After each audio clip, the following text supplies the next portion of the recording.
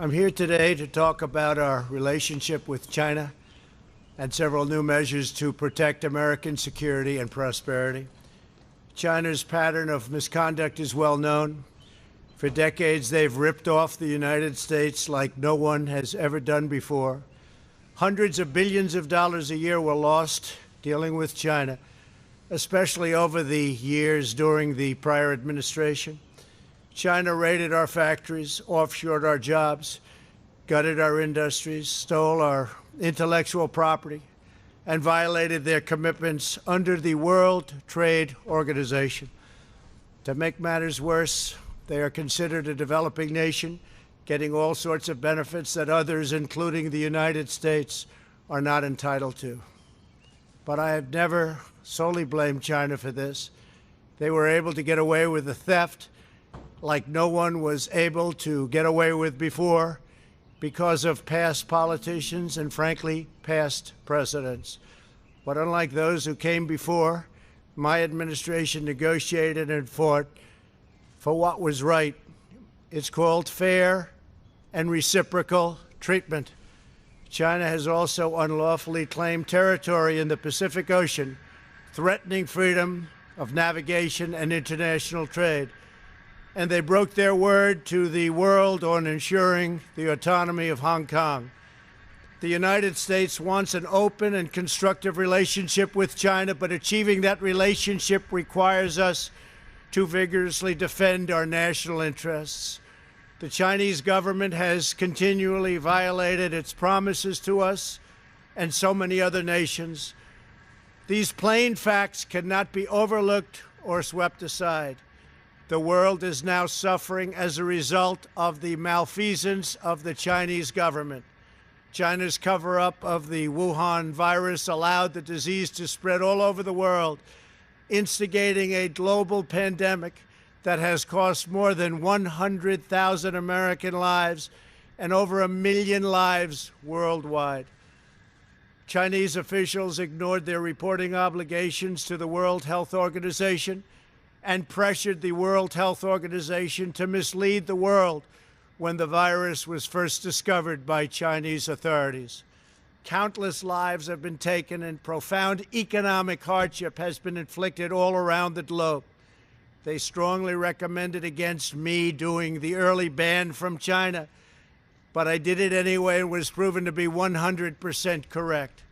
China has total control over the World Health Organization, despite only paying $40 million per year compared to what the United States has been paying, which is approximately $450 million a year.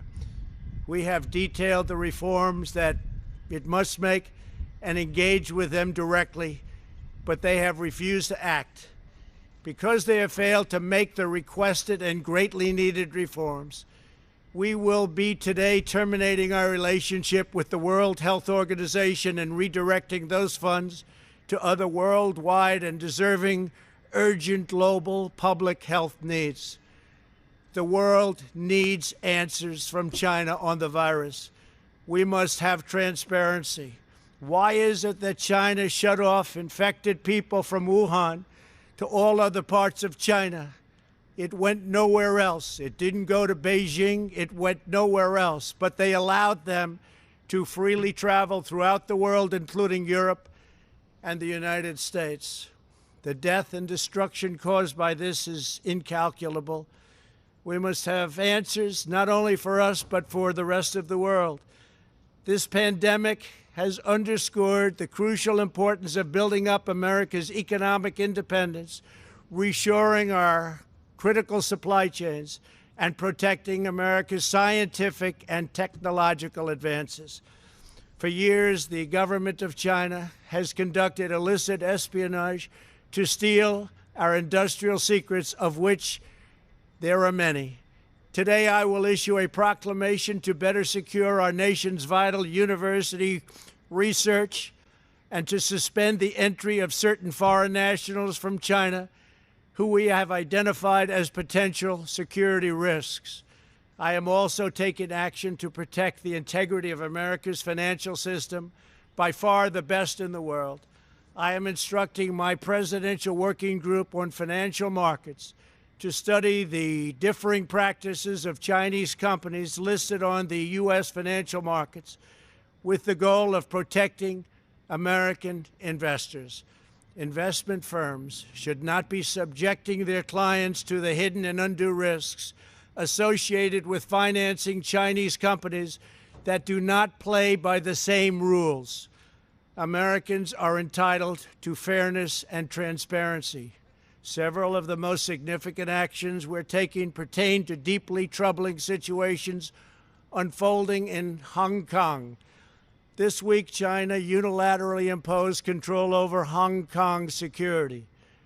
This was a plain violation of Beijing's treaty obligations with the United Kingdom in the Declaration of 1984 and explicit provisions of Hong Kong's Basic Law. It has 27 years to go. The Chinese government's move against Hong Kong is the latest in a series of measures that are diminishing the city's long-standing and very proud status. This is a tragedy for the people of Hong Kong, the people of China, and indeed the people of the world. China claims it is protecting national security. But the truth is that Hong Kong was secure and prosperous as a free society. Beijing's decision reverses all of that. It extends the reach of China's invasive state security apparatus into what was formerly a bastion of liberty.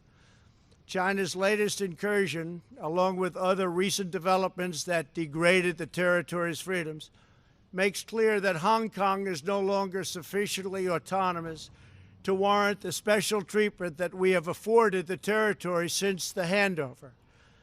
China has replaced its promised formula of one country, two systems with one country, one system.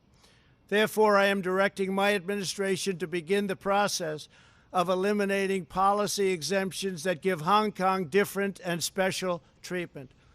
My announcement today will affect the full range of agreements we have with Hong Kong, from our extradition treaty to our export controls on dual-use technologies and more, with few exceptions. We will be revising the State Department's travel advisory for Hong Kong to reflect the increased danger of surveillance and punishment by the Chinese state security apparatus. We will take action to revoke Hong Kong's preferential treatment as a separate customs and travel territory from the rest of China. The United States will also take necessary steps to sanction PRC and Hong Kong officials directly or indirectly involved in eroding Hong Kong's autonomy and just, if you take a look, absolutely smothering Hong Kong's freedom. Our actions will be strong. Our actions will be meaningful. More than 2 decades ago, on a rainy night in 1997, British soldiers lowered the Union flag and Chinese soldiers raised the Chinese flag in Hong Kong. The people of Hong Kong felt simultaneously proud of their Chinese heritage and their unique Hong Kong identity. The people of Hong Kong hoped that in the years and decades to come, China would increasingly come to resemble its most radiant and dynamic city. The rest of the world was electrified by a sense of optimism that Hong Kong was a glimpse into China's future, not that Hong Kong would grow into a reflection of China's past. In every decision, I will continue to proudly defend and protect the workers, families, and citizens of the United States of America. Thank you very much. Thank you.